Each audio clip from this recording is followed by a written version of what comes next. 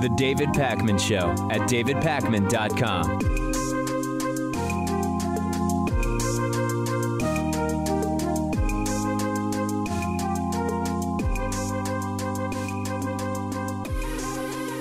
All right, so big announcement. Sam Harris is going to be on the program. The interview has actually already been recorded. Didn't want to announce it before it got recorded because I wanted to make sure that it actually was going to happen, to be totally honest. And sometimes these things can get moved around when the guest is a very busy person, as is Sam.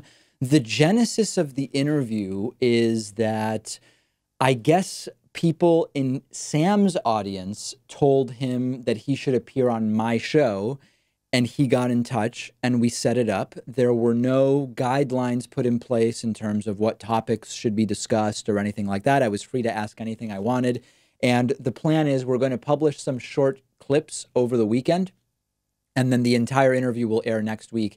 It's a nearly hour-and-a-half interview. So there's a practical question about how to include it in the broadcast shows.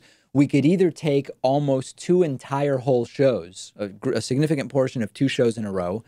We could split it into 4 pieces and do one piece Monday, Tuesday, Wednesday, Thursday. That's another possibility.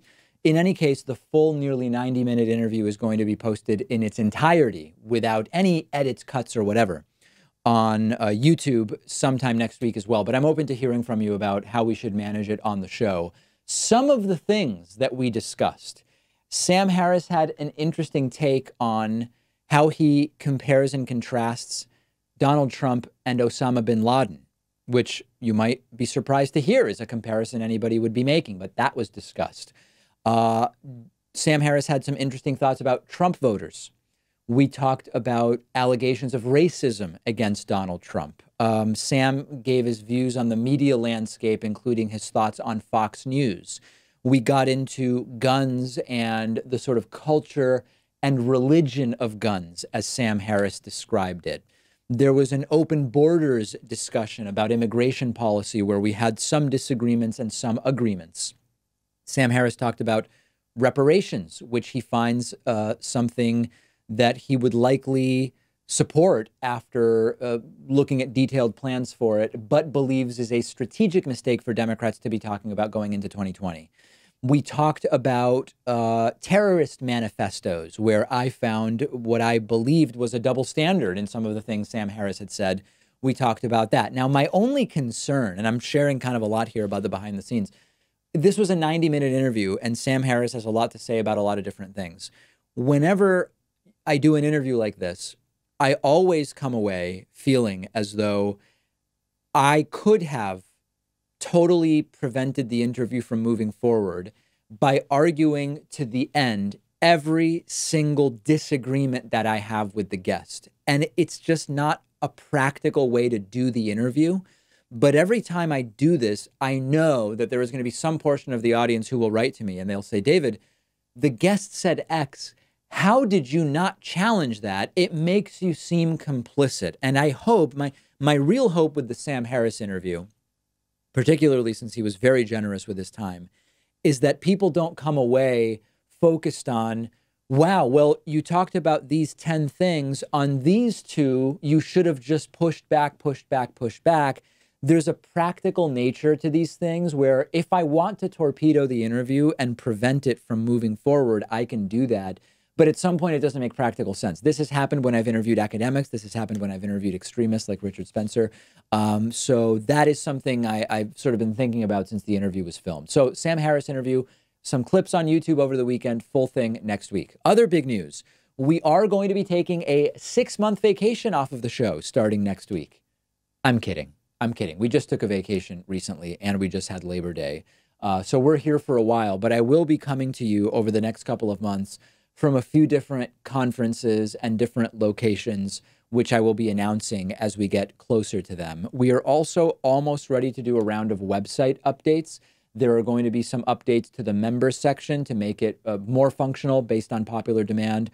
One really often requested feature is an easier way to gift subscriptions. Right now, to gift a subscription on our website, you basically go in and you just act as if you're signing up as someone else. You put in the recipient's name and the recipient's email, but your payment information, and it's kind of clunky. So we're exploring either some kind of coupon code, like you can buy a coupon code. If you want to buy someone a $60 membership, you buy a coupon code, you give it to them, then they can apply it to their membership. We're thinking of a couple of other ways as well. If you have specific website suggestions for davidpakman.com that you want implemented, this is a very, very good time to let me know. And then lastly, I've gotten a lot of inquiries about what's happening next week with the third Democratic presidential debate, which is on ABC and I believe it's ABC Univision. As many of you know, I started live commentary of the second debate, which was on CNN last month. And within 2 minutes, CNN shut me down, gave us a copyright strike on YouTube. It was a fiasco. Their vice president of corporate communications or something publicly shamed me for wanting to do the commentary. And we ended up over on Twitch at twitch.tv/DavidPakman. And since I've been streaming a lot on Twitch. So here's my plan. I am formally working through the process to get whitelisted by ABC to do live commentary of the debate. It could be a 1% chance that that works or a 90% chance. I don't know. I'm working with my YouTube rep to try to get ABC to say, David, it's okay for you to live stream on YouTube and do live commentary of the debate. If they okay that, that will be the plan because that's where we have the largest audience. We could conceivably have 20, 30, or 40,000 live concurrent viewers if we were allowed to carry out that full stream. If I am not able to get that approval, then I want to be sure I'm wording this responsibly, then I will likely go to other platforms and structure the commentary in a different way. And I will have announcements for you next week. But the debate is down to just one stage, 10 candidates on one stage. It'll be Thursday evening. Don't know what time it is. I'm guessing it starts sometime between 7 and 9, probably 7 or 8, I would guess. 10 candidates, one stage on September 12th. And one way or the other, I will do everything that I can to bring that live coverage to you, as we always try to do with these debates. Last thing, if people have, so the response from the themed shows when we've been on break has been phenomenal. When we were on actual show vacation a few weeks ago, we ran a full week of themed shows about extremism and white supremacy, socialism versus capitalism, automation, etc. Labor Day at the beginning of this week, we did a themed show about healthcare. People are loving these. The response has been more positive than anything else we've ever done on off days. The problem is there is not a limitless list of topics on which we have the material to pull together a themed show with. So my question to you is, can you send me some suggestions for what other themed shows we should look at doing? Space travel is one that might work. We've got enough material. Medicine would be another one. So not like healthcare, but actual medicine, like interviews we've done related to medical advancements, cancer treatment, etc. Mental health, maybe. I should actually be writing these down. Mental health would be another one. We've done enough now about everything from video game addiction to psychosomatic conditions to the stigma of mental health. Maybe that's another idea. But the point is, I want to hear from you themed show ideas. Best way to get in touch is the contact form at davidpakman.com. I am also on Twitter at dpakman, and the show is on Twitter at David Pakman Show. You can reach out to me that way. But the best way to get me your suggestions really is the contact form at davidpakman.com. Let's take a quick break. So much planned for today's program. I'm glad you're with us on this Friday. And a Friday not before yet another long weekend, but a Friday before just a full, good old-fashioned week of shows and bonus shows coming up next week. The David Pakman Show at davidpakman.com.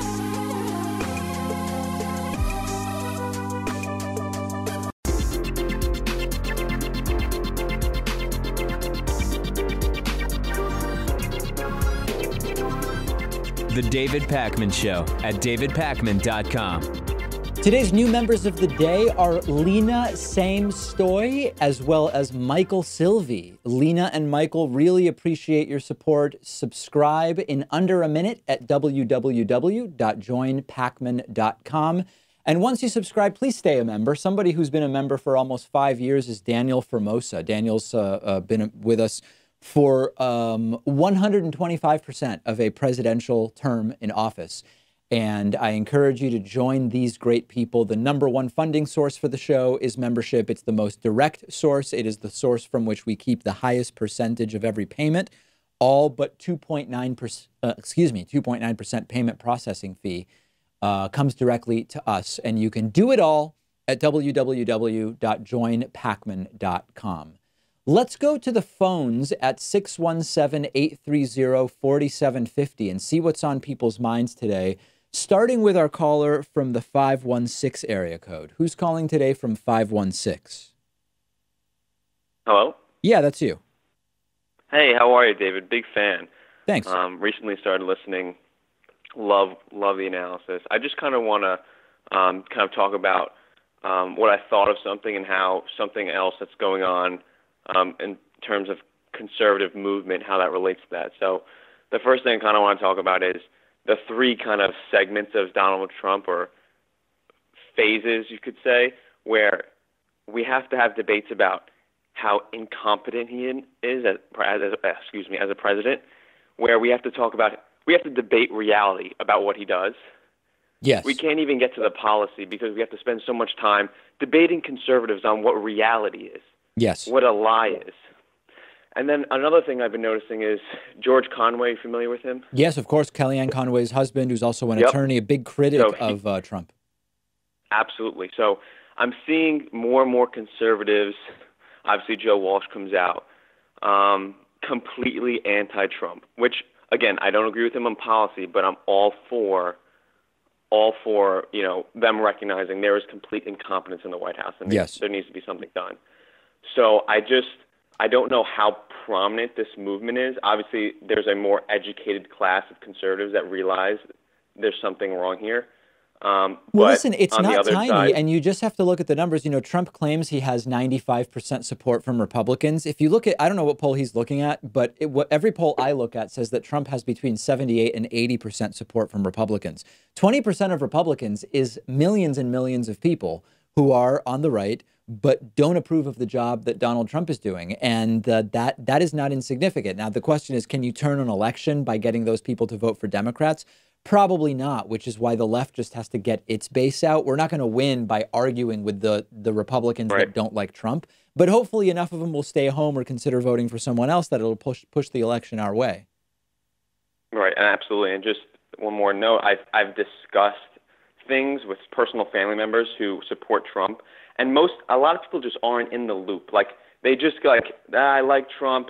They're not really following everything he does. Of course. But it's to the point where I talk to them, they're not very rigorous political followers, and I'll make a point. They're like, "Oh, fake news, don't believe it." Right. Like he has opened Pandora's box with people just saying, if I don't agree with it, I'm just going to outright deny it. And what Trump has done is, in the past, when you would confront a Republican with something George W. Bush did and they hadn't heard of it, they actually had to do a little bit of thinking to try to find some way to explain it away and explain why it's actually good, or it maybe didn't happen or whatever. Donald Trump has actually given sort of like, it's the opposite of a white flag. It's almost like a Trump card, for lack of a better term, where if someone presents something to you that either sounds bad or you didn't hear about it, you just say it's fake and that's it. And then you can continue in your echo chamber and filter bubble, and you're none the wiser. Exactly. It's a perfect cop-out, and they just keep touting it because it stems from the top. So that's all I wanted to say. Thank you for taking my call. Really remind me again what your name was? Michael Cruz. Michael. All right, Michael. Great to hear from you. Thank you. Thank you. All right. Take care. Let's go next to our caller from the 956 area code. Who's calling today from 956? This is Rocky Reyna from the Rocky Reyna Show. Hey, Rocky. What's going on? I want to point out two different things. First of all, I'm a big fan. I watch your show. I'm also a small YouTuber. And first things first, one thing I know, I'm a conservative. I'm a Native American conservative who has his own show. But I noticed that your kryptonite is Donald Trump. Does that make sense? No, it doesn't. What do you mean, my kryptonite? I think that you're a pretty level-headed person. As a conservative, there's a lot of things that I would have very difficulty disagreeing with you, except when it comes to Donald Trump. I think that he clouds your judgment because he's so arrogant. So what's an example of that? I see, like, you know how you put out various videos on YouTube? They're like 4 or 5 minutes. Yes, we publish videos to YouTube. Yeah. Okay, you tend to nitpick on little insignificant things that I know add up, but in the broader, or for example, when you were on Jesse Lee Peterson's show, Yeah. he asked you a question.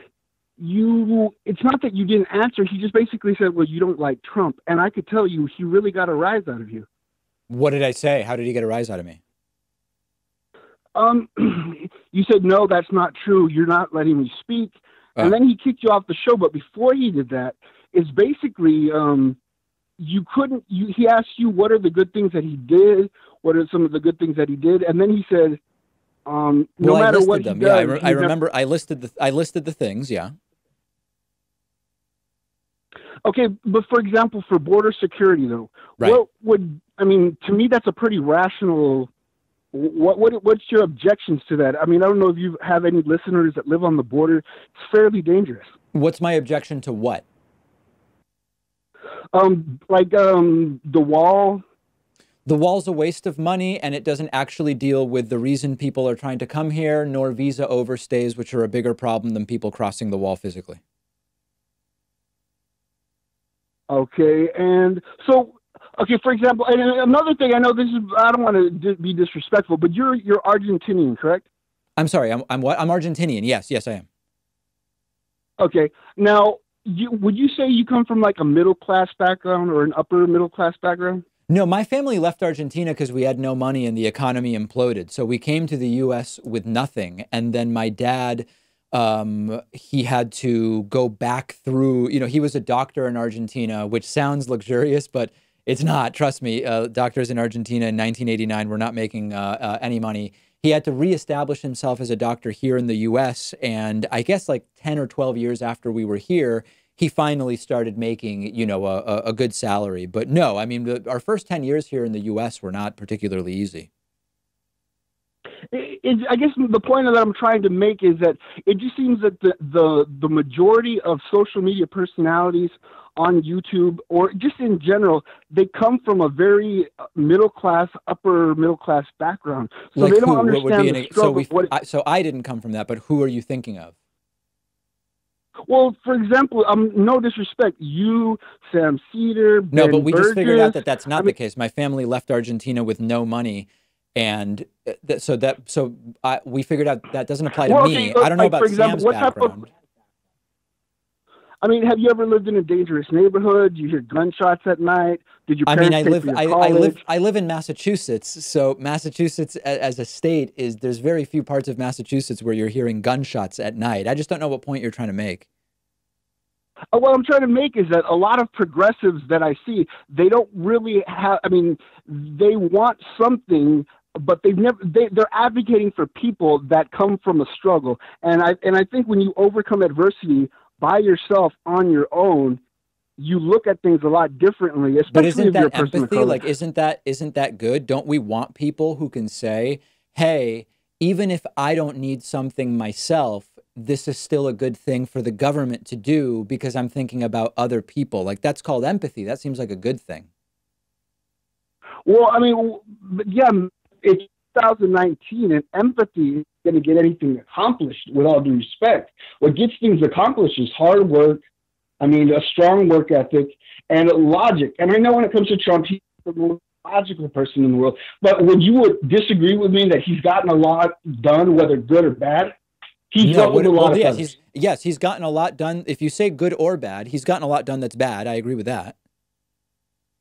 But that's what I'm saying. He's ruffled a lot of feathers.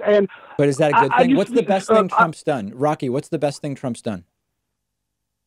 Well, the moment he got into, I'm a veteran, so when he got into office, one of the first things that he did was, didn't he give veterans more money for disability?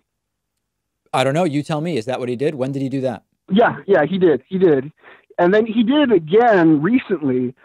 He's also took money that was allocated for for military, and he just did that recently and put it into border security, or at least into the it's unclear wall. whether that's even legal. All right, Rocky, listen, I guess you've made a number of different points, and I appreciate you calling in, okay?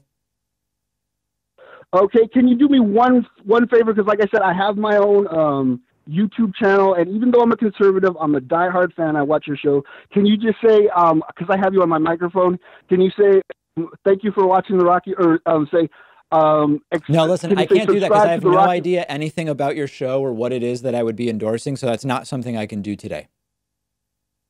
Oh man! All right. Well, hopefully I'll come out on the YouTube channel. If you watch my show, I'm not like one of those alt-right, but I'm, just it's a satirical show. But all right. All right, good, very good, Rocky. Thank you so much for the call. I very much appreciate it.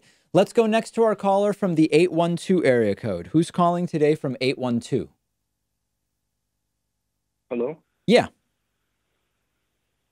Oh, hey, David. Big fan. I think half my family watches your show. Oh, cool. What's your name? No, I wanted to, what do you say? I said, what's your name? Where are you calling from? Oh, Gus. I'm from Bloomington. Great. I wanted to ask you, hello? Yes, I hear you. I hear you. No, I wanted to ask you about tax policy because a lot of people have this dumb idea on the right that my taxes should only go towards something that makes sense, that benefits me. You have people on the right say, well, why are my taxes going towards some poor person's health care, or why are my taxes going towards some person's education? And you hear people on the left even say it now too, where you hear people like Pete Buttigieg just say that, oh, why are we subsidizing with tuition-free college? Why are we subsidizing a wealthy person's education? And I wanted to ask you what your opinions on it are, because personally, I think it's a really dumb idea, this whole notion that, oh, my taxes should only go towards something that I think makes sense, instead of, hey, we're going to collect taxes and collectively decide where they need to go. So yeah, so listen, I mean, I think if, there's a very fair criticism, which is that the individual has relatively little say over where their taxes go. Like, if I don't like where tax money is going at the federal level, I can try to get a different senator and member of Congress elected, and they would be 1 out of 100 or 435 votes, respectively. Like, it's very difficult for what I want to be done with tax money to be made policy. That's a very fair criticism of the system that we have. With regard to this idea that the tax money needs to be spent on what I want, it's all the me, what I want idea that you hear on tax policy from the right. You can't run a country that way. I mean, humans, once you get beyond 150 people or so, you need some structure, some infrastructure that will be deputized to make decisions in ways that hopefully are representative of what people want. I mean, if you read Guns, Germs, and Steel by Jared Diamond, he explains this in detail. When you look at hunter-gatherer bands of a few families and then growing into fiefdoms and tribes, you just need some kind of system, and it is a system that one of its faults is not the desires of every individual cannot impossibly all be made reality, but the alternatives are anarchic chaos. That's the thing. The right usually will, if you press them on it, they'll say, well, just whoever has the biggest guns gets to decide, or you have no taxation whatsoever and everybody just keeps all their money and builds a little piece of road and charges people to use it or whatever. You get into these libertarian fantasies. So it's extraordinarily immature often when people go in this direction with tax policy arguments. So is that how you should argue against people on the right who argue this mode of thinking that, in a democracy, we can't possibly have your voice be amplified for wherever you think taxes should be allocated, or well, sure. The question is, I would concede that in a country of 340 million people, it's completely impractical for every individual to say, here's how my tax money is spent, that the way we make our voices heard is through the elected officials that we put in power, that obviously many of them have been corrupted by the campaign finance system and corporations and super PACs and all of that. And that's what we need to change and focus the conversation there. Yeah. Thank you. All right. Thanks for the call. I very much appreciate it. Let's take a quick break. If you're holding, don't hang up, because I will go right back to the phones when we come back at 617-830-3776. 833-4750. Don't hang up, going right back to the phones. The David Pakman Show at davidpakman.com.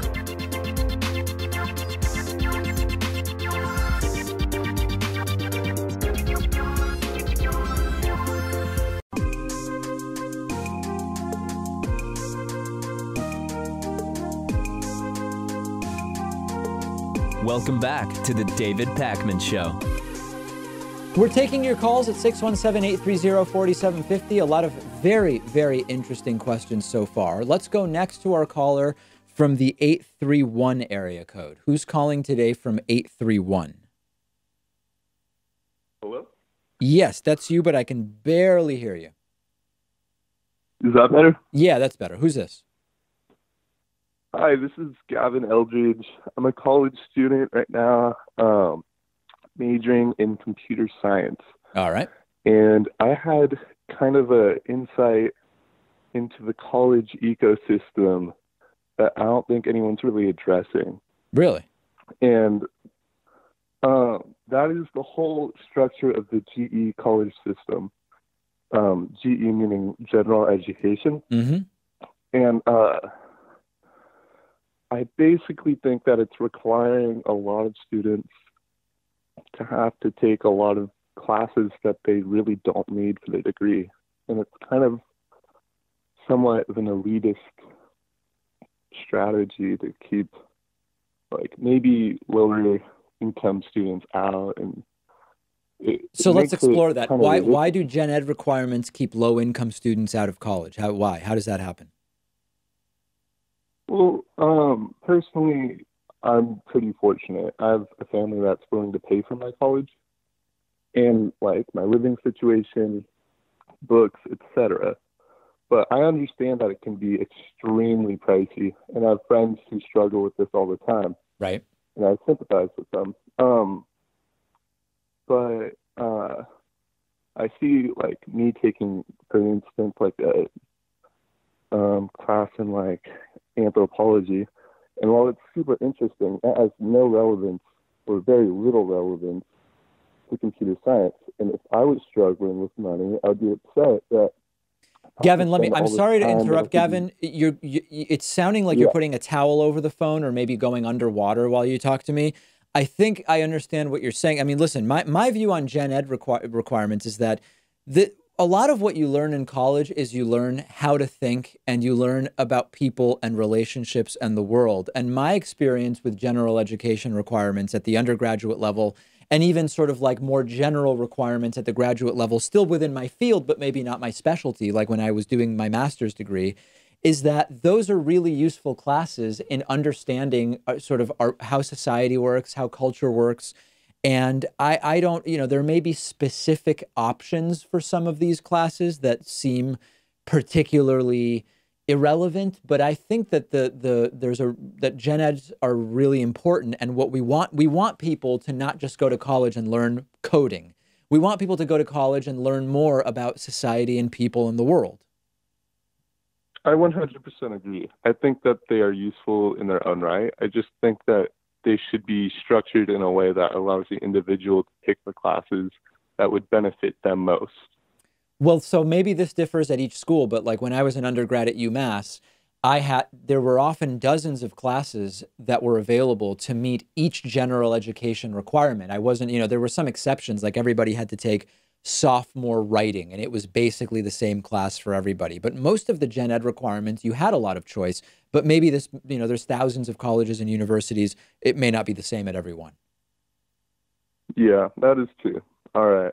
Thank you, David. All right, appreciate the call. I'm a long-time fan. Thank you. Thank you. All right, take care. Great to hear from you. Let's go next to our caller from the 845 area code. Who's calling today from 845? Hey, David. My name is Johnny. I'm calling from Carmel, New York. Hey, Johnny. What's going on?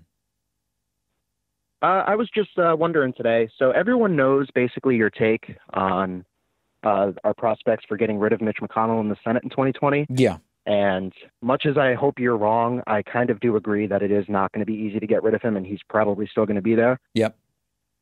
I I'm just wondering what your take is on Bernie's strategy of campaigning in states where senators basically won't do what he wants and hopefully rallying the people to his side. So, sorry, you're saying senators won't do what he wants in the sense that they are Republicans, is what you mean? Well, yeah, he's mentioned it about Joe Manchin as well. So it's not just Republicans, but like with his, I don't know if you knew this, but Bernie recently took a trip to Kentucky. Yes, I saw and that. he was basically campaigning against Mitch McConnell. And he's basically said that when he's president, he will be doing this a lot more often. I think it's great. I think you've taken all of the above strategy. But Bernie's savvy because when you go to a place like Kentucky, especially during the primary, you're campaigning for yourself for the primary.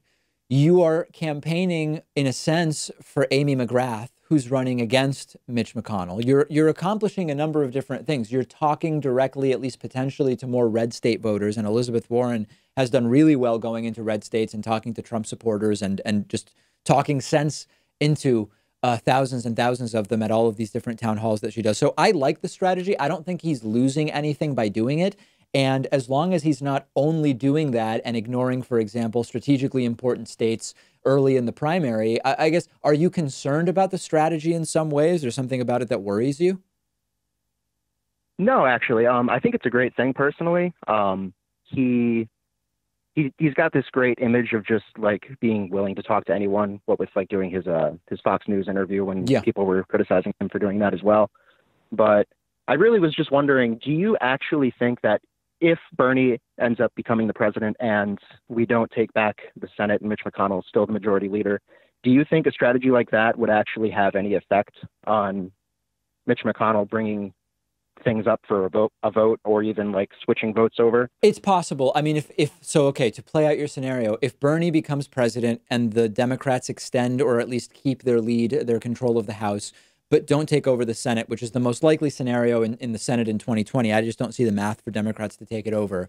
The scenario that might make Mitch McConnell stop the obstruction is if he understands that with a popular Democratic president campaigning against him in Kentucky, he may actually lose. However, understand that they're only up for re-election every 6 years, which means if McConnell survives 2020, that gets him to 2026.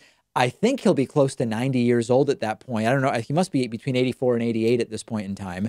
So it's also possible that he just doesn't care. He is going to obstruct to the very last day, knowing that his 2020 reelection would be the last one he's hoping for anyway. And it's hard to have leverage over someone like that.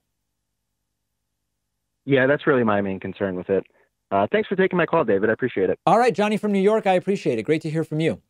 Let's see. Where do we want to go next? I don't know. Let's go to Mark from Newport, who we haven't heard from for several months. Mark from Newport, what's going on today?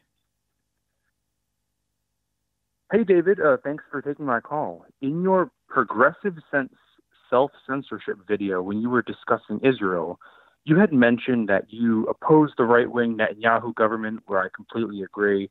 You had mentioned that you support Israeli withdrawal from the West Bank, where I completely agree. But you also mentioned that you supported complete Israeli withdrawal from East Jerusalem.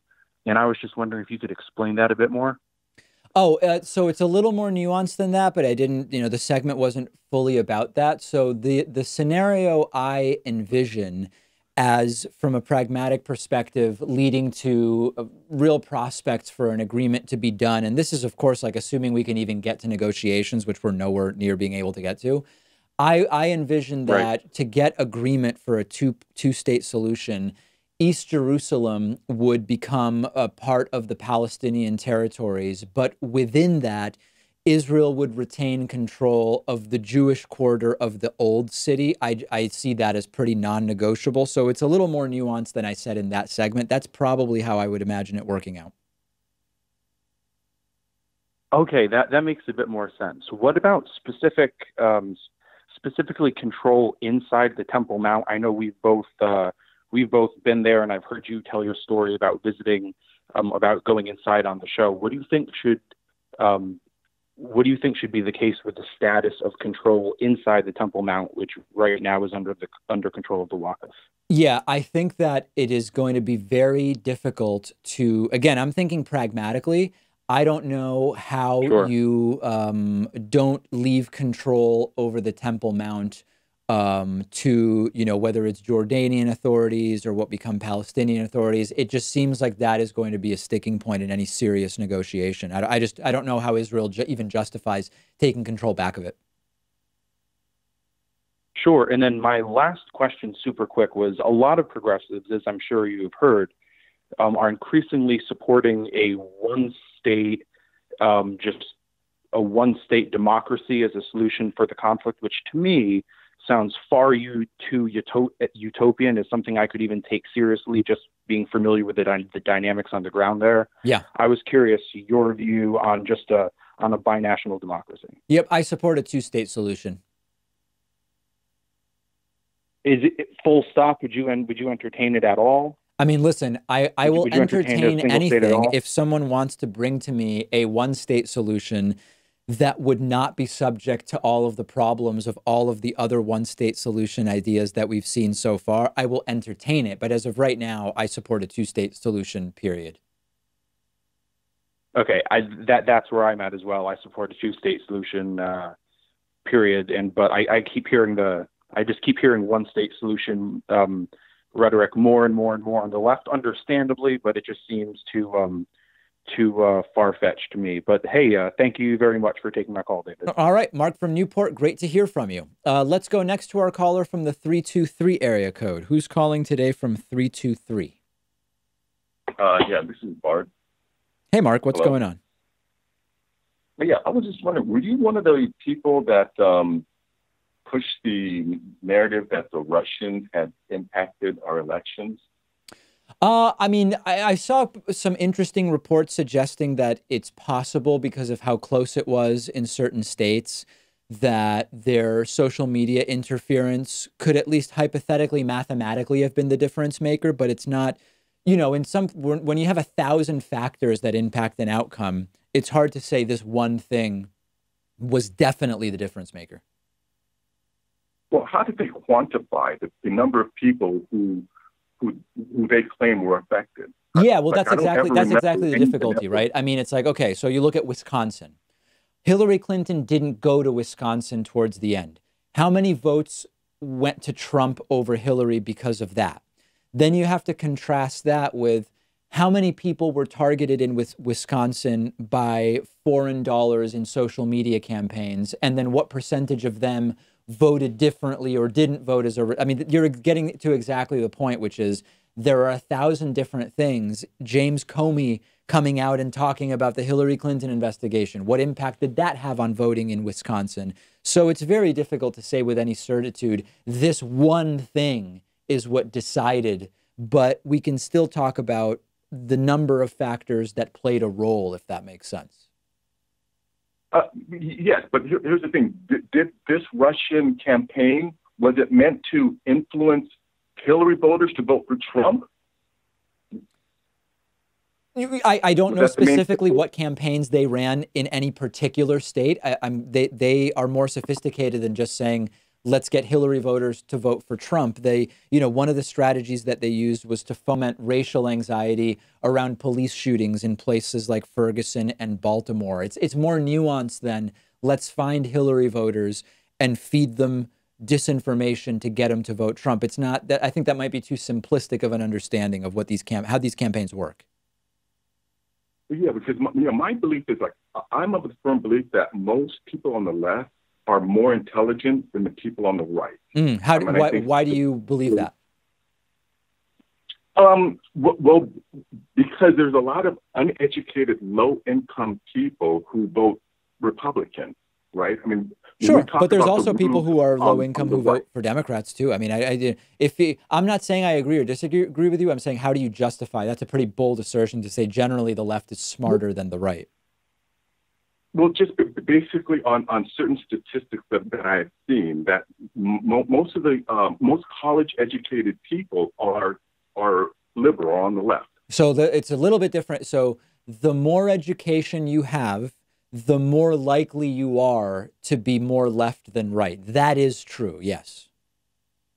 Look, okay. So based on that, right, I'm a firm believer that the people on the left are intelligent. There are a lot of college-educated, intelligent people, and I'm just wondering how intelligent college-educated people would have been fooled into believing obvious lies. Because, see, I'm of the firm belief that this whole idea of Russian influence, it never happened because I wasn't influenced by Russians. I didn't vote for Hillary, not because of any. Okay, yeah, but now you're, hello? Oh, you just cut out. You're cutting in and out. Yeah. Listen, you were one out of 120 million voters. So the fact that you were or weren't influenced by any particular thing doesn't really tell us that much one way or the other. But Mark, you're thinking about these things the right way. I'm going to let you go because you're breaking up, and it's been months since we heard from him. Months and months and months. Let's go. Oh, nope, we just lost him. We just had someone I wanted to go to that we had not heard from for months who I wanted to talk to. Okay, well, on that note, I am over time already, so that does it for today. Sorry to everybody that I was not able to get to on the phones today. We will take calls again. I will be live streaming in the next week, and that is another opportunity to call in as the phones often do open. We'll take a quick break and be back with more right after this. The David Pakman Show at davidpakman.com.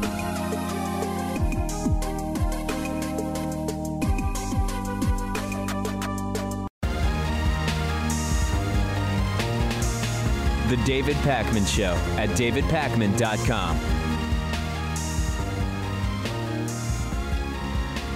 Okay, let's get into audience questions for the week. Very good questions this week. The first one comes from a Reddit user. I never say this right. Nostalgic Cyan. I know it's some video game thing, and I never know how to say it. Anyway, the question is, how come the left doesn't have grifters like the right? I love this question because there's actually a lot to it. It might sound like an ad hominem. It's a way to criticize right-wingers. Listen, this is a real thing. The right has these grifters who are able to, they suffer from audience capture where they start modifying what it is that they put out there in order to appeal to an audience, even if these are not really their political beliefs. But that would only work within or in front of a certain audience because of the cults of personality that the right rewards. This is one of the big differences between independent left-wing media and independent right-wing media. I've seen it myself. I can have people who like 95% of what I say. And as soon as they don't like some 5%, I say, oh, you know what? I don't think Tulsi Gabbard's a great president. Or, hey, you know what? I think the squad lacks a lot of the political skills to make progress on some of these issues that are important to them. Or, hey, you know what? I don't think Israel is a uniquely bloodlusting bad actor, while I do disagree with their administration and their foreign policy. There is no cult of personality around me because immediately people who have been with me for years will completely abandon me. Now, we can talk about whether that's good or bad for the movement, but with the right, you see cults of personality develop such that these individuals can do no wrong. They build a following for their personality, not what they stand for, not what they believe, and not what they say, but for the sort of role that they are given by the right. The left both doesn't allow these grifters to build around cults of personality and is quite frankly not interested in them. In the same way, we've talked before about how you will see very different reactions from left and right when there is a political scandal. I'm not talking about Hillary's emails, right? I'm talking about actual scandals. The right will try to cover them up and make excuses for the people and try to make the scandal go away to keep the person in power or even give them more power, as we saw with Brett Kavanaugh. On the left, when we find out Anthony Weiner has been caught sexting with a 15-year-old or whatever, people just want him out. We want to move on. We have ideas and principles and policies that we want to see made a reality. And as soon as we see that somebody is behaving in a way that doesn't make sense, we want them out.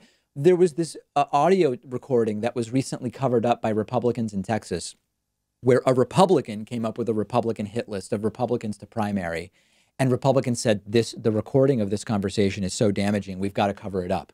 If I found out that someone on the left took place in such a meeting and I found it and I found it distasteful or disadvantageous, I would want the audio tape out.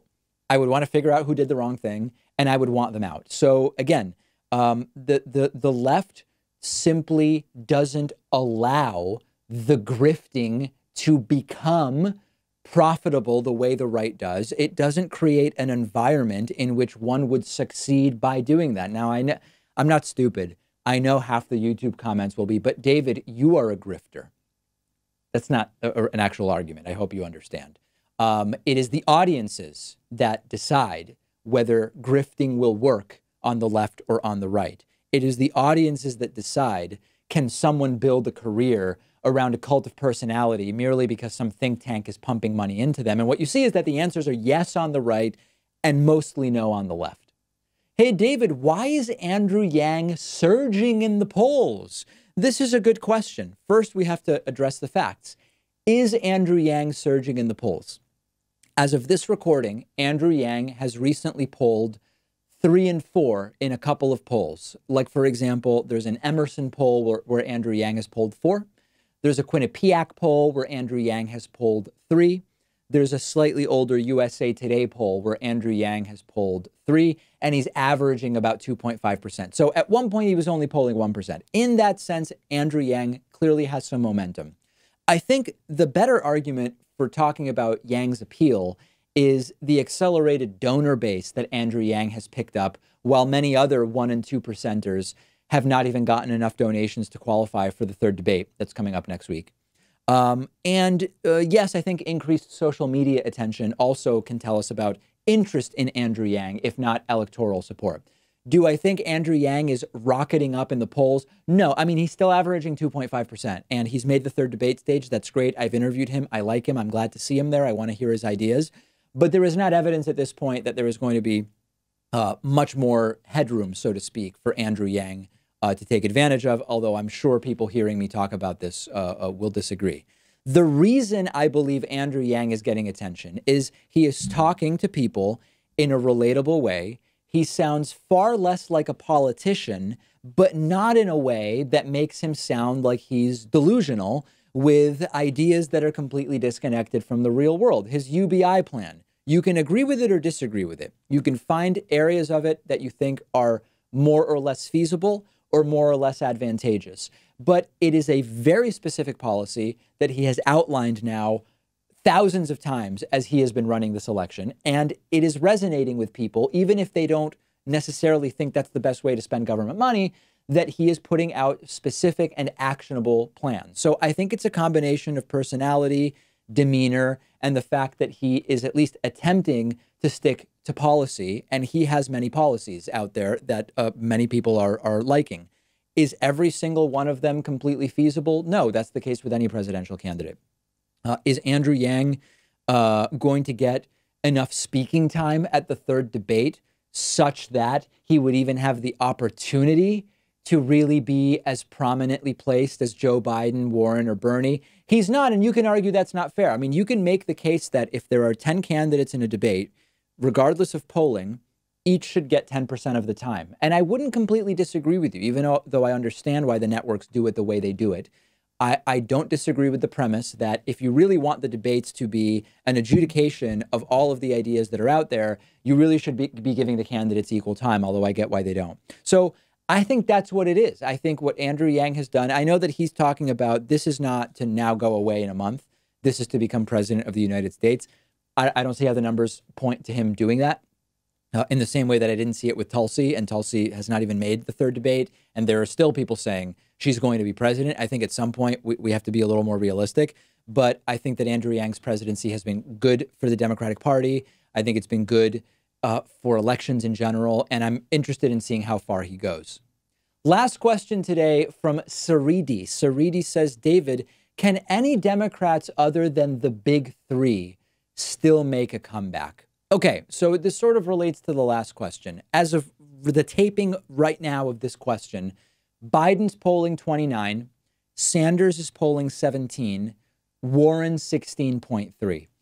A pretty significant gap has now developed between the top three, Biden, Sanders, and Warren, and everybody else. In fourth place right now is Kamala Harris at 7, Pete Buttigieg is at 4.5. And then you've got Andrew Yang at 2.5 and Booker at 2.4, O'Rourke at 2.4. So I think that at this point, the only person who maybe has a shot is Kamala Harris, but if I really just think about it, I don't really think she has a shot. I think it is Biden, Sanders, or Warren. Joe Sestak is polling 0. Delaney, 0.1. Gillibrand, 0.1. She's out. Tim Ryan, I think, is out. I don't even remember who's in or out. But I mean, a lot of these people aren't even polling 1%. Steyer, de Blasio, Marianne Williamson, Bullock, Klobuchar, they're all under 1%. They have no shot. Julian Castro at 1.1. I don't see a path for him. Tulsi Gabbard at 1.4. She's not even in the third debate. She has no chance. Beto O'Rourke and Cory Booker, both at 2.4%. At one point, they were considered serious candidates. I don't see any path for them. Andrew Yang at 2.5. Again, I said it in the last question. I don't see how he breaks through 5%. Pete Buttigieg at 4.6. To even be taken seriously, he's got to at least get to where Kamala Harris is. Maybe it'll happen after debate number 3.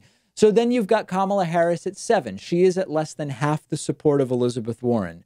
Could she again have such a brutal takedown of Joe Biden in the third debate that she pops 4 points and gets close to Elizabeth Warren? It's possible, but we're only 4 or 5 months at this point from the first votes, and there is no trend line that shows her benefiting in any significant way from anything that she's doing right now. So I think it's down to Biden, Warren, and Sanders. There is this question: if Sanders leaves, does it make Warren the favorite? If Warren leaves, does it make Bernie the favorite? I know a lot of people think the answer is obviously yes. When you look at the second choice for each of them, the second choice for a plurality of Warren voters is Kamala Harris. The second choice for a plurality of Bernie voters is Joe Biden. So it is not as obvious to me that if one of them, Bernie or Warren, bail, all of their support goes to the other and they surpass Joe Biden. The polling doesn't suggest that, at least as of right now. We will see what polling continues to say. But I think this is down to the big 3 at this point. If you have either, number 1, historical evidence for when someone outside the top 3 in September of the year before ended up winning, send it to me. I want to see that polling data. If you have a narrative of how someone outside of the top 3 could end up winning this nomination, write to me and tell me how. For example, Kamala will do so well in debate 3 that she'll get to 11%, and then Elizabeth Warren will have some problem, and a lot of Warren voters would go to Harris, and then that'll put Harris in contention with Bernie. And right, I mean, give me the story of how you think it will happen. I just simply don't see it. We've got a great bonus show for you today. We will talk about the world's longest cruise setting sail from London. It is my worst nightmare as someone who gets seasick. We will talk about a First Amendment group asking AOC to unblock users on Twitter. And we will also talk about Bernie Sanders previewing a plan to cancel all past due medical debt. We will talk about the finances of it and the politics of it, but it will be on the bonus show. Become a member or a patron to access the bonus show at joinpacman.com or patreon.com/David Pakman Show.